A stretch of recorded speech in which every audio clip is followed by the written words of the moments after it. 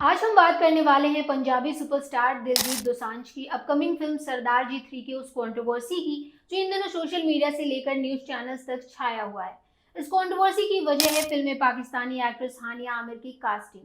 लेकिन अब दिलजीत दोसांझ ने इस मामले पर अपनी चुप्पी तोड़ी है और कुछ ऐसा कहा जिसने फिर से चर्चाओं को हवा दे दी है। तो क्या है पूरा मामला और दिलजीत ने हानिया आमिर को लेकर क्या कहा, चलिए शुरू करते हैं।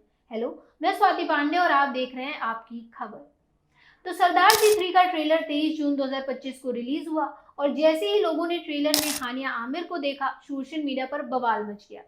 दरअसल इंडिया और पाकिस्तान के बीच हाल के तनाव, खासकर अप्रैल 2025 में जम्मू कश्मीर के पहलगाम में हुए आतंकी हमले के बाद पाकिस्तानी स्टार्स को इंडियन सिनेमा में काम करने पर बैन है। ऐसे में हानिया आमिर का सरदार जी 3 में होना कई लोगों को पसंद नहीं आया।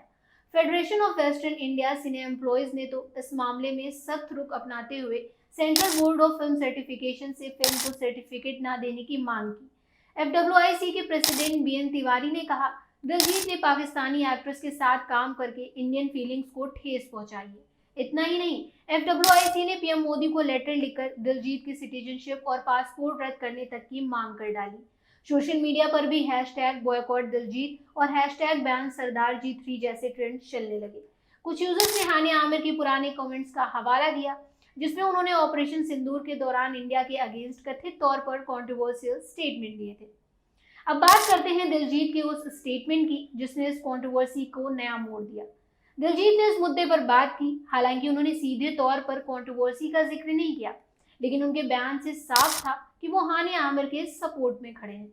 दिलजीत ने कहा, देश युद्ध में है और इन चीजों पर हमारा कोई कंट्रोल नहीं, लेकिन मेरा मानना है कि म्यूजिक और आर्ट ऐसी चीजें हैं जो देशों को जोड़ती हैं।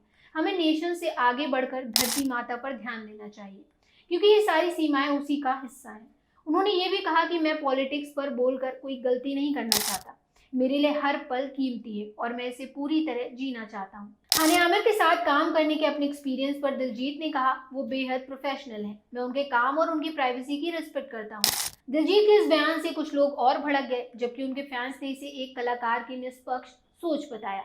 इस विवाद में कई सेलेब्स भी कूद पड़े। सिंगर बी प्राक ने अपने इंस्टाग्राम स्टेटस पर एक क्रिप्टिक पोस्ट में लिखा, कई आर्टिस्ट ने अपना जमीर बेच दिया है, शर्म करो। हालांकि उन्होंने किसी का नाम नहीं लिया, लेकिन फैंस का मानना है कि ये पोस्ट दिलजीत पर निशाना थी।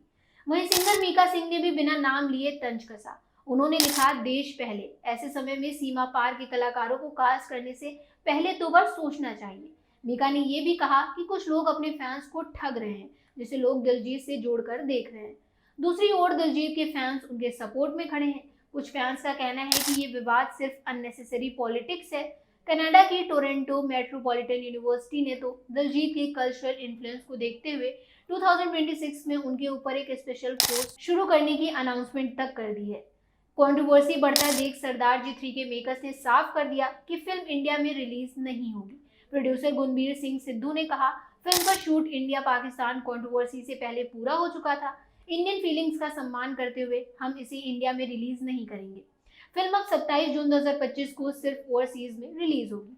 फिल्म में दिलजीत एक बार फिर अपने फेमस किरदार सरदार जी के रूप में नजर आएंगे, जो एक भूत पकड़ने वाला शिकारी है। इस बार कहानी यूनाइटेड किंगडम की एक हवेली में सेट है, जिसमें हानिया आमिर और नीरू बाजवा उनके अपोजिट हैं। तो ये थी सरदार जी 3 की कंट्रोवर्सी की पूरी अपडेट। दिलजीत का बयान आपको सही लगा या गलत? क्या आपको लगता है कि आर्ट को सीमाओं से बांधना चाहिए? अपनी राय हमें कमेंट बॉक्स में जरूर शेयर करिएगा और अगर आपको ये वीडियो पसंद आया हो तो लाइक करें, शेयर करें और हमारे चैनल को सब्सक्राइब करना ना भूलें। मिलते हैं अगली वीडियो में, तब तक के stay tuned and keep watching आपकी खबर।